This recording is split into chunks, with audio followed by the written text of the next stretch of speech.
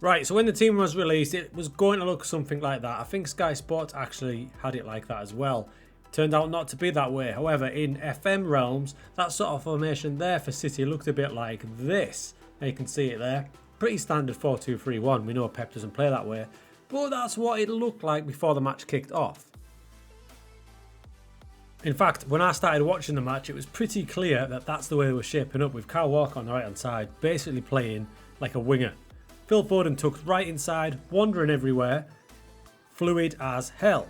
Then we go try and recreate that in Football Manager, and it started to look a little bit like this. It's basically an asymmetrical with Walker doing all the work down the right hand side. I went with Trequartista for Phil Foden, Shadow Striker for Julian Alvarez. So we tried it in pre-season. You can see Cancelo in the wing-back role down there, and he's way high, basically playing like a winger, and it started to work. Kept it for the Community Shield. We lost against Arsenal on penalties, but as you look at the match stats, we were the better team.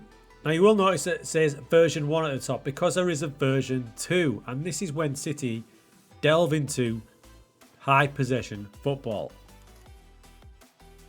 As the game against Newcastle went on, the more possession was getting to City. They ended up looking like this, and that number 25 is Akanji, who spent most of the time in midfield, occasionally breaking ahead of the double pivot of 16 and 8, Rodri and Kovacic. Then we naturally attempt that in Football Manager as well. It looks a little bit like that. The big change is that the fullback role tucks into a wide centre-back, and the Akanji role changes to a libero on attack. That's the closest thing I can get to him stepping forward and spending time in midfield. It's not ideal, but in Football Manager, it's about the best we can offer. So we played this way in the Premier League against Tottenham, and it worked really well. You can see Walker down there. He's basically turned into the main outlet for the team, laying on that goal for Grealish. And in the second half, yet again, you can see Alvarez in the shadow striker, Kovacic, and there's the wing-back Walker, lays it across, and there's your shadow striker.